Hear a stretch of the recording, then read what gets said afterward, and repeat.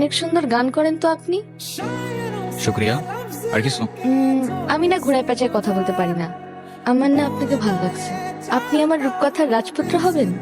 না, কেন?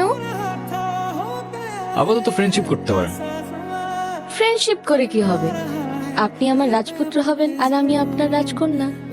ভাইয়া আপনারা কিছু মনে করেন না তো, আমার বান্ধবীর স্কুল একটু ঢিলা আছে। এই চল তো তুই। হাই রাজপুত্র। Hello, what's up?